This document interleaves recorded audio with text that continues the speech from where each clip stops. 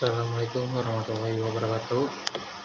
Perkenalkan, saya Muhammad Rifki Januar, NIM 5186111102. Di sini saya akan menunjukkan bagaimana caranya membuat database dengan menggunakan software SAM. Pertama, teman-teman bisa membuka SAM terlebih dahulu.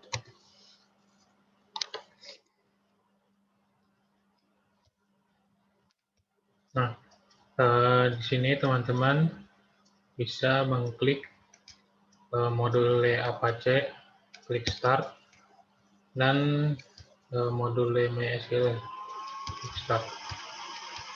Pastikan kedua modul ini berwarna hijau, karena berwarna hijau itu menandakan dia sudah aktif dan sudah bisa digunakan.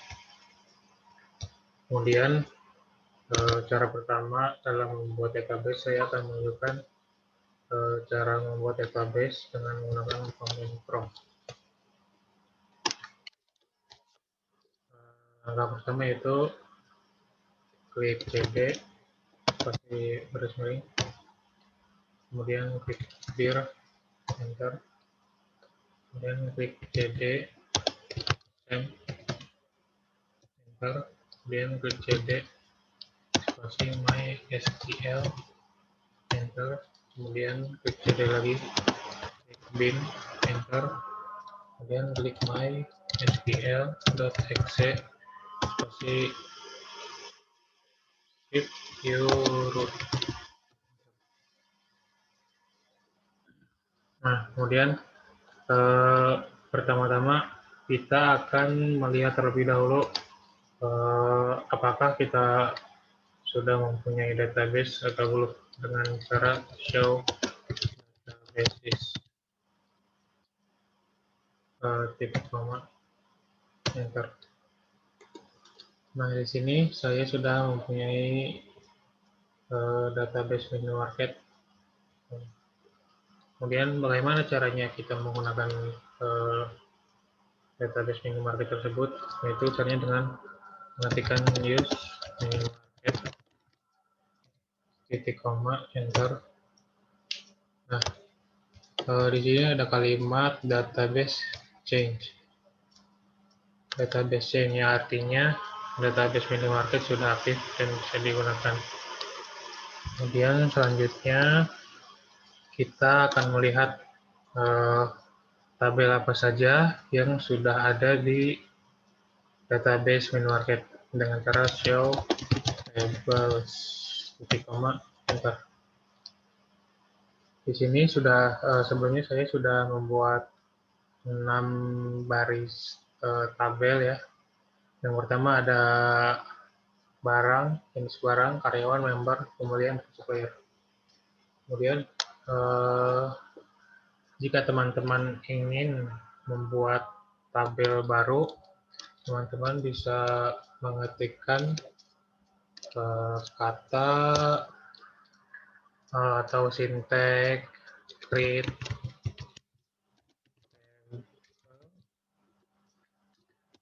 Kemudian tabel apa yang teman-teman ingin buat?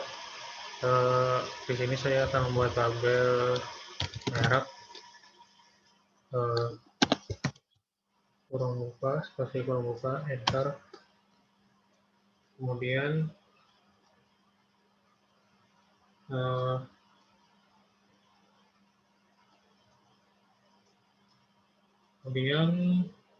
di sini kita masukkan kolom apa saja yang akan kita gunakan. Di sini saya akan menggunakan kolom kode.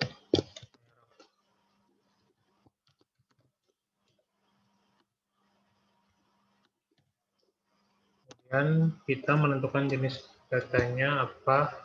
Sini saya akan menggunakan data integer. Masih not null. Nah, di sini maksudnya data tersebut tidak boleh kosong dan harus terisi. Kemudian auto increment, koma. Ini kan kita masukkan lagi kolom yang lain atau atribut yang lain, yaitu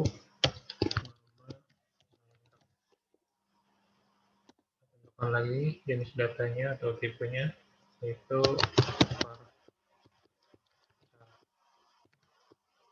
nah karena kita menggunakan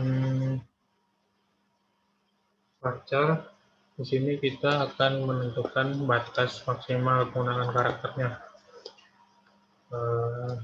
Di sini saya batasi penggunaan karakter yaitu berjumlah 10.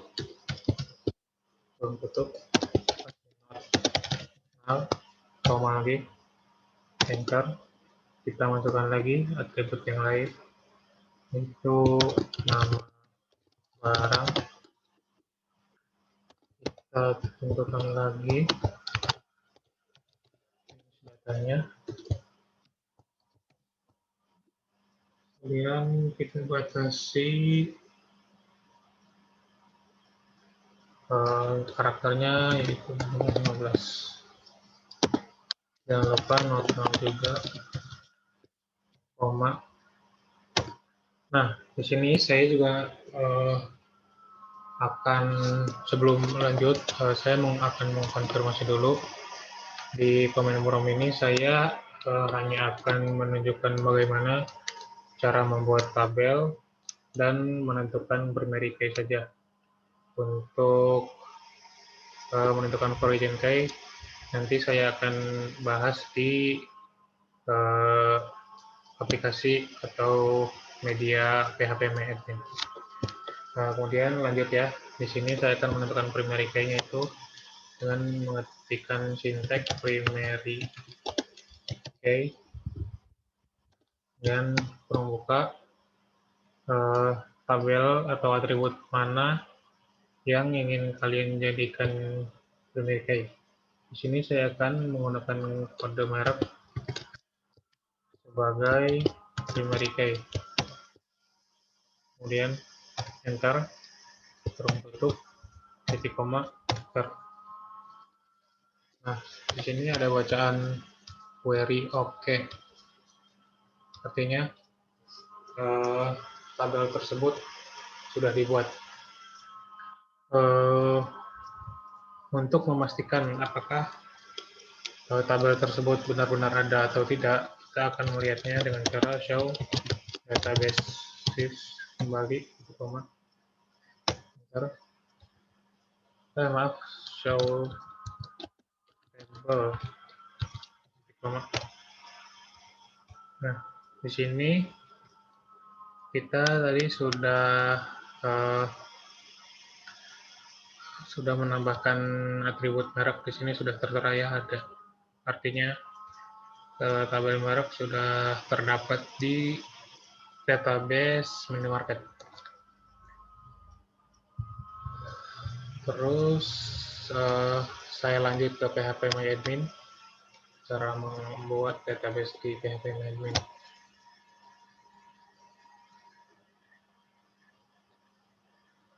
Pertama, teman-teman bisa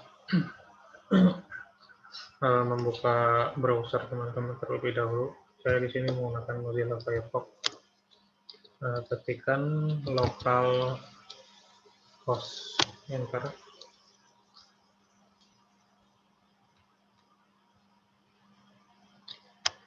Pilih PHP MyAdmin.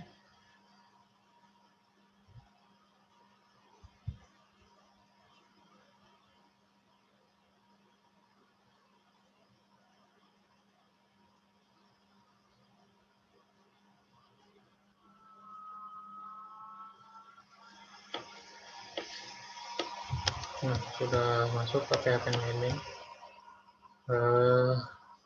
Pertama, saya akan lanjut menunjukkan bagaimana cara menambahkan atribut atau tabel.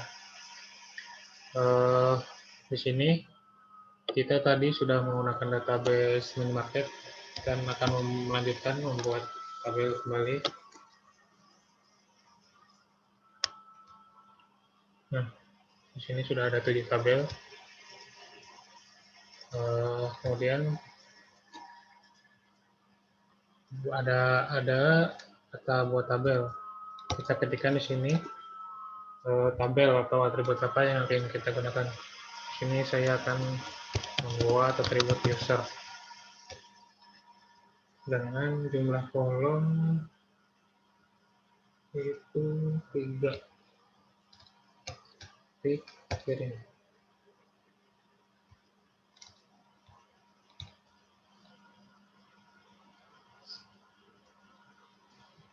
Kemudian kita masukkan atributnya apa saja. Yang pertama adalah username. 2, 4, 3 ada karyawan. Nah, di sini kita tentukan jenis datanya. Username saya gunakan tipe data varchar. Saya gunakan teks. Kemudian password saya gunakan integer. Nama karyawan saya gunakan varchar dengan jumlah karakter saya batasi yaitu maksimal 10. Nah, bagaimana cara menentukan primary key dalam PHP MyAdmin? Di sini teman-teman bisa mengklik atau melihat ada kolom indeks. Teman-teman bisa pilih di antara 3 ini mana yang teman-teman ingin jadikan primary key. Saya di sini akan menggunakan nama karyawan sebagai primary key.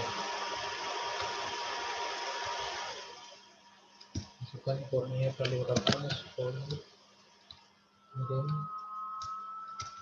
Kemudian simpan. Nah sudah. Nanti ini sudah tertera, sudah dibuatkan tabel user dengan 3 atribut yaitu username, password, nama karyawan, dan primary key-nya nama karyawan. Kemudian di sini saya akan menunjukkan bagaimana cara membuat origin key.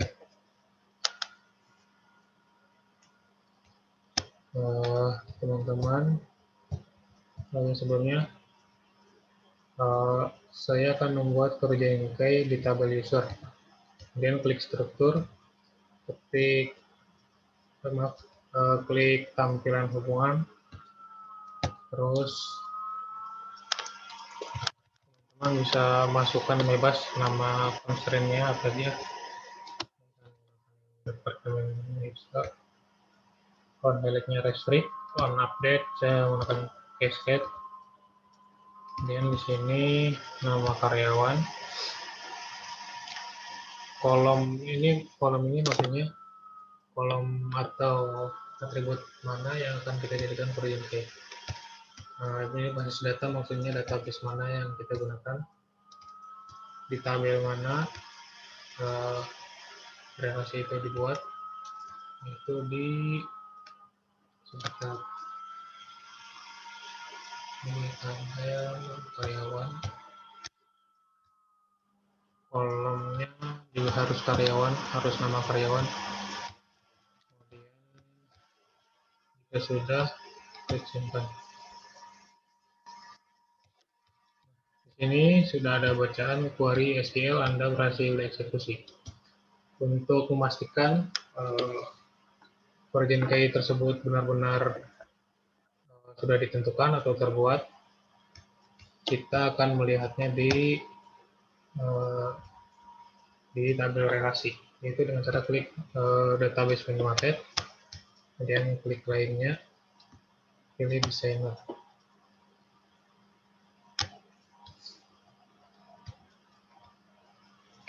Nah, di sini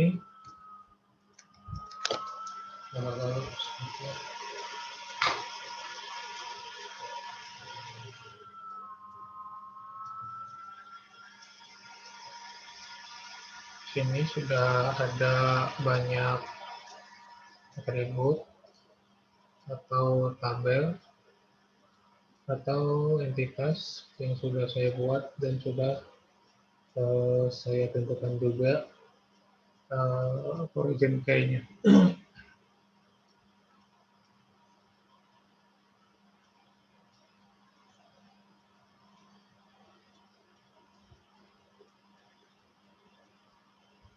Nah, seperti ini.